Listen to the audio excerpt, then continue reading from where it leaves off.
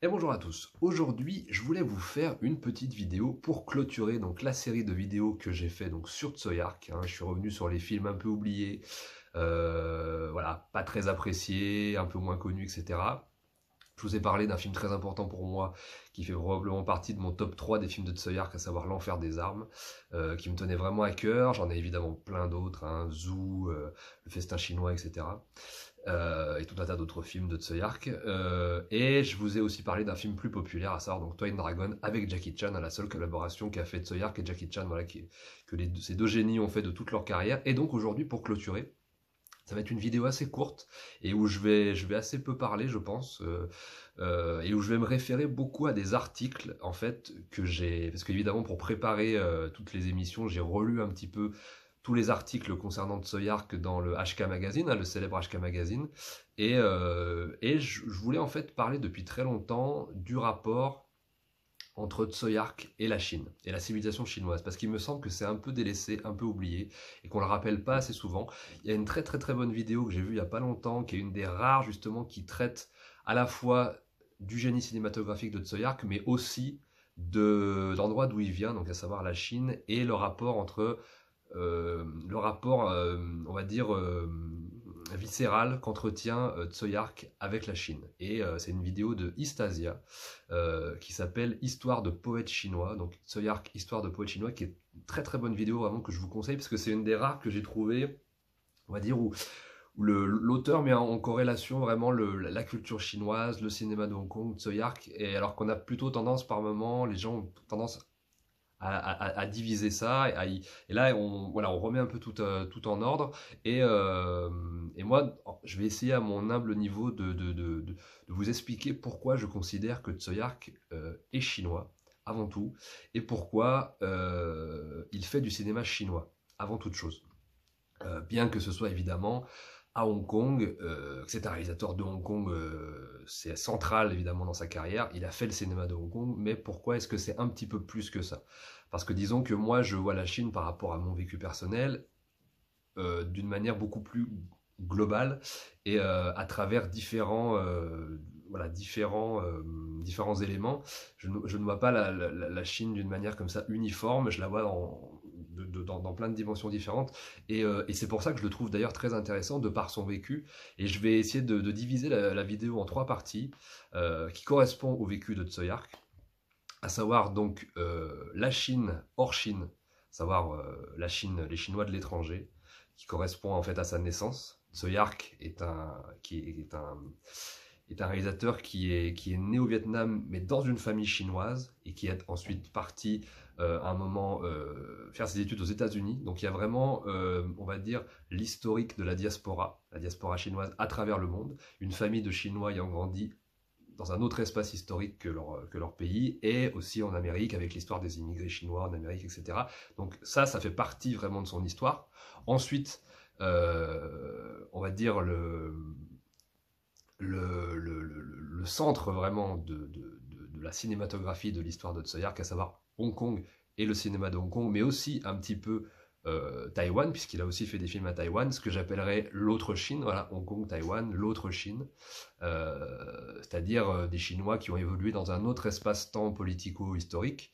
Et ensuite, la troisième partie, le retour donc de Tsoyark dans le cinéma chinois continental, donc la grosse machine, le retour au pays. Donc c'est très intéressant, cette espèce de retour en fait qu'il a eu, qui moi personnellement dans ma vie à travers mes voyages avec la Chine, j'ai fait le voyage inverse, c'est-à-dire que je suis d'abord parti en Chine continentale, vraiment dans un vivier civilisationnel traditionnel avec le kung-fu, les arts martiaux, endroit très rustique, etc. Voilà, le cœur de la Chine continentale. Ensuite, dans la deuxième partie de mon voyage, ça a été plutôt l'autre Chine, justement, Hong Kong, Taïwan, Macao, on va dire les connaissances que j'ai eues avec des Chinois issus d'un autre espace ethnique, à savoir, c'était plus précisément en ce qui me concerne des Tibétains, et aujourd'hui, je vis avec des Chinois en permanence, voilà, ma copine est chinoise, etc., mais qui habitent donc à Paris ou en France, etc. Et donc c'est très intéressant. Voilà, j'ai fait cette espèce de cheminement inverse pour comprendre voilà, le cheminement qu'a fait Tsoyark dans son histoire en fait. Et c'est très très intéressant à ce niveau-là. Donc je me suis simplement posé la question, je me suis dit finalement, le fait qu'aujourd'hui les gens soient assez surpris, qu'ils retournent en Chine continentale, etc., pour faire des films patriotiques, voilà, etc., pro-parti communiste, etc., ça n'est pas tellement un hasard. En fait, il y a une suite un peu logique si on prend toute sa carrière et si on s'appuie aussi sur les articles donc, que je vais vous citer à travers à travers des petites pastilles comme ça. Donc, première partie, première partie vraiment de sa carrière, c'est le côté, enfin de son histoire, c'est le côté donc Tsoyark, issu d'une famille chinoise de l'étranger, donc à savoir plus précisément du Vietnam, et avec la dimension aussi immigré américain, et voilà, il apprendra le cinéma en Amérique, etc. Donc il y a vraiment cette dimension-là qui est très intéressante. Il vient d'une famille traditionnellement chinoise, et comme c'est souligné dans cet article. Je vais maintenant vous lire un petit extrait d'un article d'Ashka Magazine à propos de Tsoyark et de son film Le Festin chinois. Donc, s'opposant en perpétuel défenseur de l'identité chinoise au détriment de l'identité hongkongaise qui ne serait qu'une mixité bâtarde d'influences orientales et occidentales, le cinéma de Tsoyark s'est toujours interrogé sur l'authenticité de ses racines. En délaissant ici sa veine passéiste au profit d'une intrigue contemporaine, le réalisateur confronte son point de vue avec la réalité concrète de Hong Kong à la veille de la rétrocession. Avec l'enfer des armes en 80, Tsoyark s'était immergé une première fois dans son époque, assénant à coups de massue sa vision pessimiste d'une jeunesse perdue dont le mal de vivre s'épanchait dans la violence. 14 ans plus tard, il filme les dérives d'une société où les enfants ne reconnaissent plus l'autorité parentale, refusent de s'exprimer autrement qu'en anglais et ne rêvent que de quitter le pays. Qu'il le fasse par le biais de la comédie et non plus du drame n'est qu'un artifice, car l'apparente légèreté de ce festin chinois cache à peine une analyse lucide et non dénuée d'un certain cynisme. La peur irrationnelle de la rétrocession, qui se traduisait alors principalement par une importante immigration, est montrée comme une réaction individuelle répercutée par la société tout entière. Le personnage de Leslie Cheung ne veut apprendre la cuisine que pour s'expatrier. C'est pourtant par le biais de cette même cuisine qu'il va, tout comme l'adolescente en quête d'identité interprétée par Anita Yuen, redécouvrir sa culture et ses racines. Tsoyark n'est pas le premier cinéaste asiatique à avoir exploré le thème de la nourriture et de son lien intrinsèque avec l'identité culturelle. Et ensuite, donc, une fois qu'on a on a dressé voilà, cette espèce de première partie, on comprend donc déjà que Tsoyark n'est pas un Vietnamien ou un Américain, mais que c'est d'abord et avant tout un Chinois, même si effectivement c'est un Chinois du Vietnam et qui a aussi exploré le côté chinois d'Amérique. Ça, c'est indéniable. Par contre, son creusot civilisationnel, c'est vraiment la Chine. Et d'ailleurs, ça va se transmettre à travers toute sa filmographie. Par la suite, là on prend donc la partie hongkongaise, qui est la partie centrale, évidemment.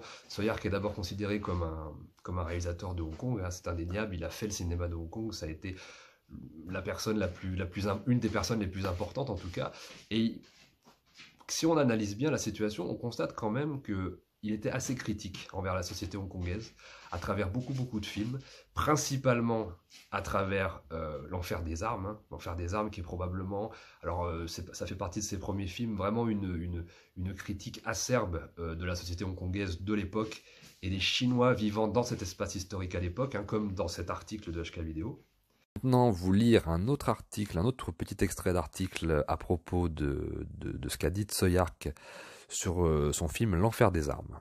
Donc il dit « Ce film est pour moi une manière de prendre position, de réfléchir sur nos origines, notre futur et notre capacité à le prendre en main. Hong Kong est un endroit où différentes cultures s'entremêlent. Dans les années 60, c'était le lieu où les businessmen et les soldats en rupture de guerre venaient prendre du bon temps sur le chemin du Vietnam ou d'ailleurs. C'était une colonie. L'anglais en était devenu la langue principale. Bien que 80% de la population ne le maîtrise pas, c'était notre langue officielle. Notre langue maternelle était devenue secondaire, notre culture également. Nous étions devenus des Chinois de seconde catégorie. Les années 80 ont mis tout cela en évidence. Tout ce que nous possédions était déprécié, dévalué. Les gens vivaient dans la frustration. Tout ce qui les concernait était déterminé par des forces extérieures. Ils n'avaient aucune prise sur leur destin. ce qui a fini par rendre les Hongkongais très cyniques, distants envers la politique. Quel avenir pour un peuple qui ne peut décider par lui-même? La fin de l'enfer des armes essaye de symboliser cette impasse. Le passé ressurgit brusquement, l'avenir est un cimetière. Tsoyak voilà, a toujours cherché finalement à se questionner sur ce qu'était son identité, sa culture. C'est un Chinois mais qui est parti à l'étranger, qui est ensuite passé par Hong Kong et qui est retourné dans son vivier civilisationnel qui est la Chine continentale. Et aujourd'hui, c'est totalement logique en fait si on prend vraiment ce cycle historique, comme par exemple ces textes-là. Et enfin, une petite compilation voilà, de l'article dont je viens de vous parler. Dès son premier long métrage jusqu'à sa dernière production en date, Tsui Hark n'a jamais cessé d'explorer la Chine et sa culture. Ancienne ou moderne, réelle ou fantasmée, elle est l'axe autour duquel évolue le cinéaste hongkongais, lui fournissant l'essentiel de sa matière esthétique, dramatique et philosophique. Contrairement à d'autres réalisateurs de sa génération comme John Woo, Kirk Kong, etc., qui ont toujours tendu à filmer des villes de plus en plus abstraites sans autre mémoire que cinéphilique, Tsui Hark a systématiquement ancré ses fictions dans un environnement résolument chinois. Même lorsqu'il tire son inspiration de films américains, japonais ou indiens, le contexte historique, politique et religieux de ces films est toujours déterminant. Le fait que Hong Kong soit une sorte d'immense Chinatown consumériste, sans la moindre conscience historique, sans passé ni avenir, le conforte dans l'idée que son cinéma doit assurer la pérennité de la culture populaire chinoise. En découle une volonté compulsive de recycler jusqu'à épuisement le moindre pan du patrimoine national, comme s'il se sentait le devoir de rééduquer la population d'une ville frappée d'amnésie chronique. Il dit « Tout ce qui se réfère au passé est considéré comme poussiéreux à Hong Kong. C'est la raison pour laquelle j'ai toujours voulu présenter le patrimoine chinois de façon moderne. » S'il truffe ses films de repères historiques forts et précis, c'est pour mieux établir des parallèles, jeter des ponts entre passé et présent, entre tradition et modernité, dans une démarche qui se veut à la fois respectueuse et iconoclaste. Contrairement à beaucoup de ses confrères cinéastes, Tsui ne porte pas de jugement définitif sur le régime chinois. Tandis que ses œuvres ouvertement anticommunistes commencent à fleurir sur les écrans de la colonie, Tsui Hark tient le pari de montrer des héros révolutionnaires, Peking Opera Blues, ou rebelles, Dragon Inn. Il prend même ouvertement le parti dans Better Tomorrow 3. Les deux premiers Better Tomorrow étaient romantiques et abstraits, le troisième volet est une épopée militaire et pro-communiste. En chinois, le titre n'est d'ailleurs pas Love and Death in Saigon, mais L'âme du crépuscule. Établissant le parallèle entre le Vietnam et Hong Kong, Tsui décrit la prise de Saigon comme une libération et non comme une chute. Il adopte la même position ambiguë lorsqu'il produit King of Chess, réalisé par Yimyo, et qui évoque le parcours d'un génie des échecs brisé par la révolution culturelle.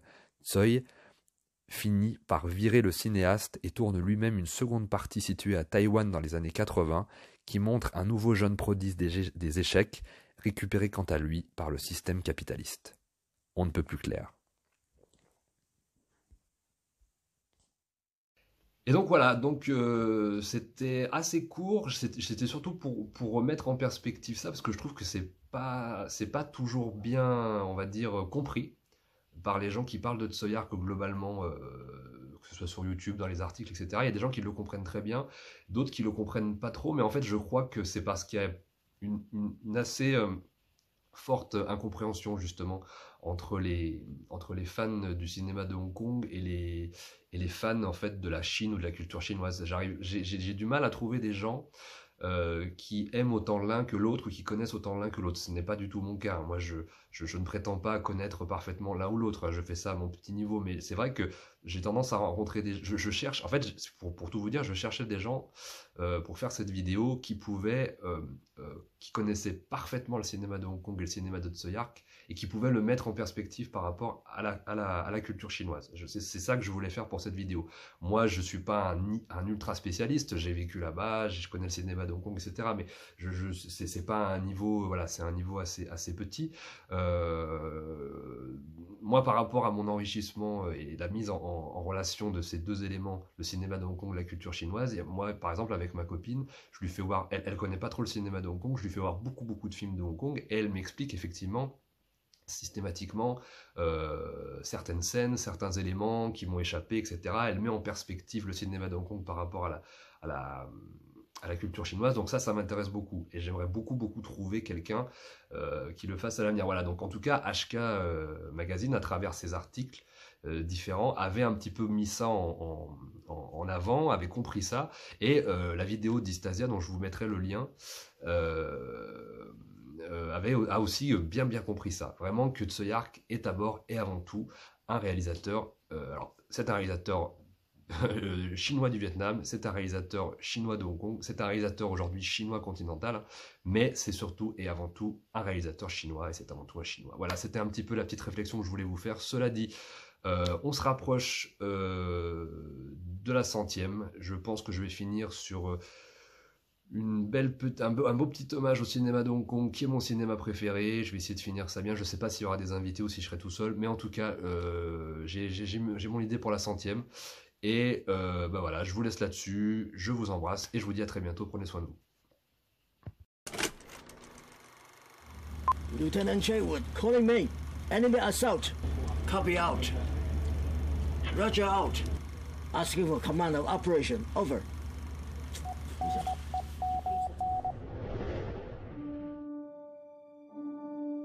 长津湖这个故事，那是一个很特殊的一个历史事件。我当时花了很多时间，看了无数的关键方面的资料，给我这一个很重大的考验。因为我自己对战争片是很不太一样的角度。徐克导演，大家都知道嘛，徐老怪他变得太快，事情来了，就啪变的时候，他的视角跟你想的完全不一样。因为我一直来都没有去碰这种很写实而且跟历史有关的这些东西，要跟美学谈谈它怎么弄，做了很多尝试。这一块向后拉，这里要中一点的彩，是要切开吗？还要隔开呢？